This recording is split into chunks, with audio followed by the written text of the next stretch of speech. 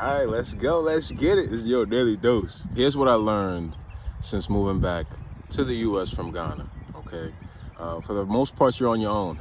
It's just if it's not family or like a close family friend, it's just you.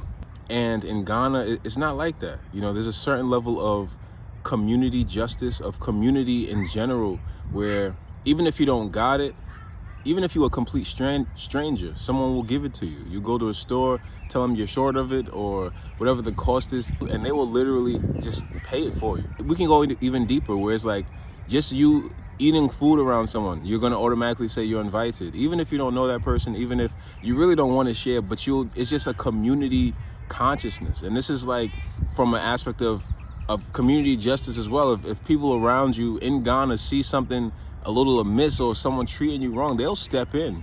So much so that if someone is robbing or stealing in Ghana, they won't call the cops. They'll do some community justice right on your front doorstep so you can see it.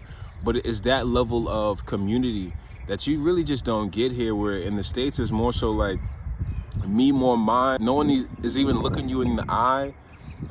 There's a lack of even seeing your humanity, if that makes any sense, where it's like I'm more in my own world, my own tech world, that I won't even mind the human that's in front of me. Like you don't exist, you know. So that's a huge thing that I've realized being here, and is the society where these are the things that seem to be valued, products and not people. Okay, so again, the government is chaotic. Oh my gosh, like you learned, like I saw it while I was away, all the craziness with Trump being elected, and I was just like, Charlie, that's not my president. Like I didn't vote for him. But being back here, you realize like, okay, I'll just read it. The government is chaotic. The whole world knows this, but it literally affects Americans differently. Okay, with several government shutdowns. Just since I've been here, the government has shut down twice. One of them was the longest shutdown in the U.S. history. And that's just since I've been here. I've been here for probably like 9 months now, almost a year, and I'm going back to Ghana soon. So I want to make this video in this hindsight, but also for my future self, for anyone who's going to Ghana and then comes back to the States, literally for those who are in Ghana still, or in the motherland still, and kind of want to know, like, really, how is it living in the U.S.? This is really like the gist of it from someone who's lived in the motherland, in Ghana, in Egypt. So, okay, several government shutdowns, simple things, tasks take years to complete now, and everything just seems a little bit more difficult, whether it be flights or TSA or ICE or inflated gas prices. Y'all know Trump. Like, y'all, it's not just us, but just understand that it affects Americans too. It's not just like his nonsense is just affecting the world. No, it's affecting us at home, American citizens, or rather U.S. citizens. There's multiple America, Central America, South America. Always know this. U.S. citizens, but it's really just a testament to the craziness and really the level of distraction that the government is willing to put you through just to distract you from the real issue. Okay, which is the Epstein files and persecuting and impeaching those who are in the Epstein files. Okay, because these stresses, real talk, they bog you down. They just add a little bit of tension, a little bit of pressure, a little bit of stress to your day that was not needed, but is there now because of these governmental issues. And now the things that truly matter, your family, your loved ones, your health, now they take a backseat to all this other bull stuff that the government is putting us through. Just real talk. And the bigger thing is, again, is that impeachment. Is to impeach and persecute all of those who are in the Epstein files, and yet this country puts us through these things so we stay distracted, so we stay so bogged down with everything else that we don't have the strength or the courage or literally even the vision to even focus there anymore. Because I got now an alien's coming down and there's an alien invasion, or we're gonna fly around the moon. We're not gonna land, we're just gonna fly around it, or we're gonna invade Iran unprovoked, or whatever it is, but just again to avoid the truth that you guys need to be persecuted. There needs to be justice for those children, for those families, for those girls and boys and men and women who were literally tormented by this Epstein regime, this Epstein class, this Epstein race of humans that are definitely not my breed of humanity. And that's another story, but truly.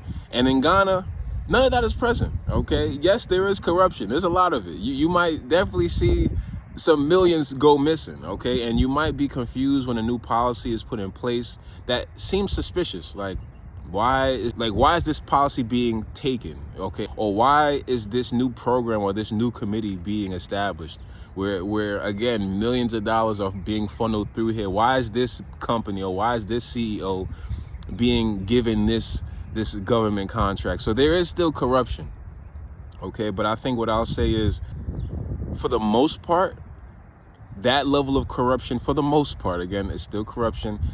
The government doesn't impede on the daily lives and focuses of its citizens as much as in the US. Meaning, yes, you know there's corruption, but you know it's not going to really affect the spirit of your day.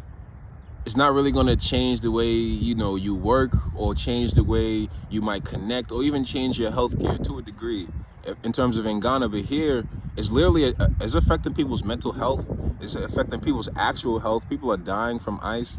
People are not, being safe in the airports, ICE, TSA shutdowns. It's just like, what? So this is another thing that I've noticed since being here. Lastly, is respect for elders. This is a big one, so I'm really try to read what I wrote because it's important. I don't know if it's the water or this idea of being self-made, a self-made millionaire, self-made billionaire, whatever the case is, but we just, in the States rather, don't have the cultural values that make us better humans. Okay, we have the cultural values that make us better capitalists. We have the cultural values that make us better sharks in a very capitalistic business, dog-eat-dog world society, but we don't have cultural values that really make us better humans. We are so disconnected to the genuine values that our ancestors had. Okay, that of love and connection and community and talking to people just because we want to talk to them, or building our spirit body before we build any kind of physical or financial wealth, because we know that spirit is the basis of all of our wealth in terms of those ancestral, traditional, authentic values, and not these commoditized values that we've been taught, that we've learned in the West, and that truly do not feed us, but just feed the system that, y'all are part of. I ain't an American citizen, but you see what I'm saying, that feed this capitalist system. People think that because they have smartphones, they are advanced. But if the technology in their phones is better than the technology in their brains, how advanced are you? Okay, and our ancestors were way more advanced than we are. It's a clear fact that the technologies, the structures, even some cities baffle us even today with all of our modern technology and science and machinery. Things that we couldn't even build right now. Like, if we attempted to, our machines will break at half of the weight, let alone, building the exact same thing. Structures like the pyramids, obviously, I'm talking about observing stars that haven't even been seen by scientists in terms of the Sirius star constellation and Sirius A, Sirius B, and Sirius C, the phantom star of that star constellation, and how the ancients knew these things. And I'm just giving like literally the bare bones.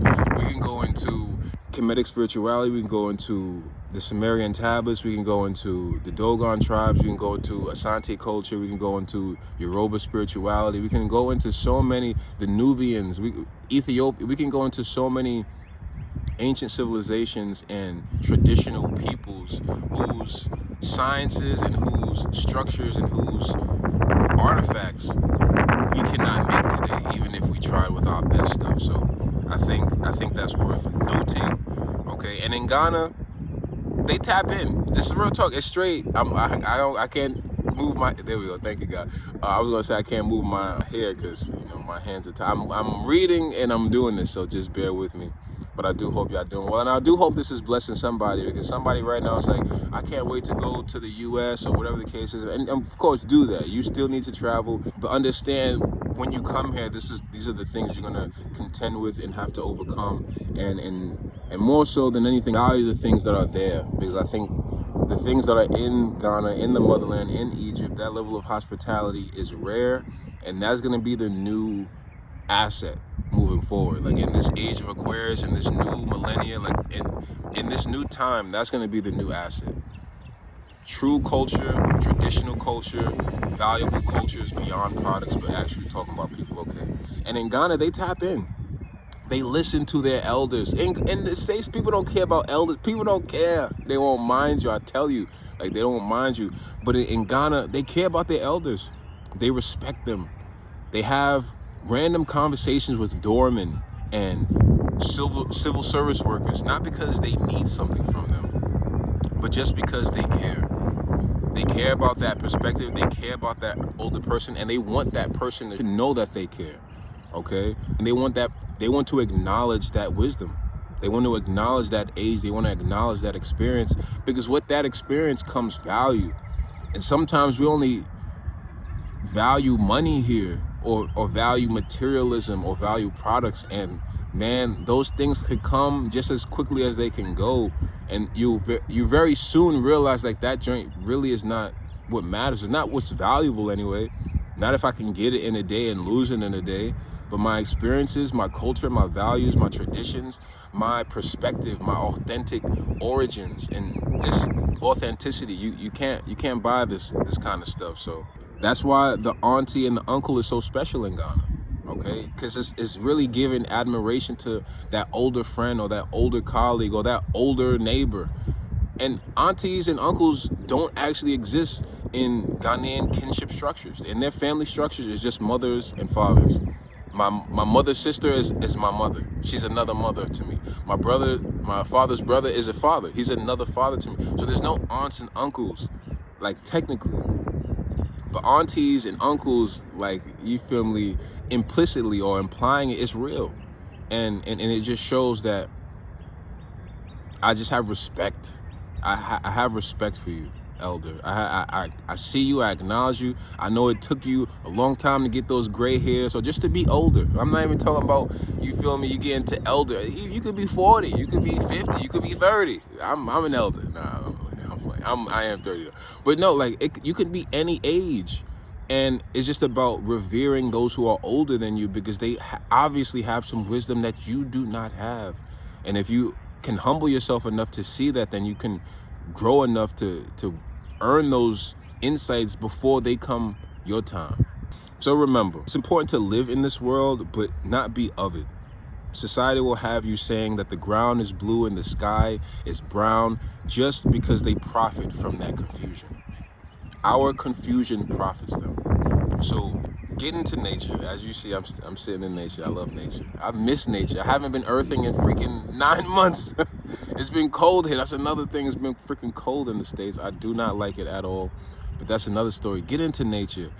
Stay prayed up. Get into trees and seas and oceans and beaches. Like, get into nature. Tap in. Explore. Travel. See the things that remind you that you are human and valuably special, valuably unique, and like no other person that has ever existed. Because there's truly never been a you like you, I promise you. There's never been a Devon like Devon, I promise you. Okay. And then realize that this connection to source is your superpower. That's one thing, and that's why, you feel me, the continent is the youngest continent, Africa. And that's why a lot of great things are going to continue to come out of Africa, because it's a superpower to be connected as they do, as they are, as we all are, you know, and as we all can remember to tap into. So let me continue, because it's getting cold again. Charlie. And then realize that this connection to source is your superpower, and stand in it with courage, even if no one else understands around you. What would you rather do? Be understood by fools, or stand in the presence of kings and queens, your likeness? Because you can call fools to question their foolishness. Ooh, I'm gonna read this one again because it's powerful. What would you rather? Be understood by fools, or stand in the presence of kings and queens, your likeness? Because you can call fools to question their foolishness. I'm done, y'all. But just understand, like, this is what I've learned. And if y'all want to hear more stuff like this, tap in if you're ready for my new podcast. If I should make a podcast, tap in if you want to hear more content like this, both on the aspect of culture and Africana studies, but also on a financial tip, different elements of life, and just being a whole person, not just these segmented parts of us, but literally everything from health to wealth.